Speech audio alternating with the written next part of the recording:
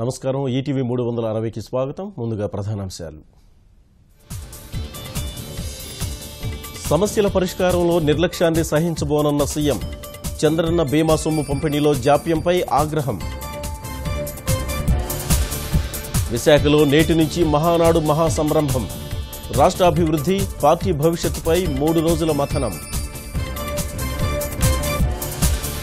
సర్కారుకు తలనొప్పిగా మారిన విశాఖ రెవెన్యూ అవకతవకలు. పూర్తిస్థాయి రీసర్వేకు ప్రభుత్వం కసరత్తు.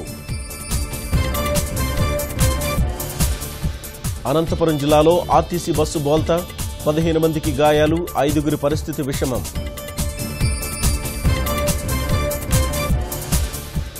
మూడేళ్లలో పెద్ద నోట్ల రద్దే కఠిన నిర్ణయం. విపక్షాలు రెచ్చగొట్టినా జనం స్వాగతించారన్న పీఎం. తీవ్రవాదులు చొరబడ్డారంటూ నిఘా హెచ్చరికలు. రాజధాని ఢిల్లీలో భారీ అప్రమత్తత.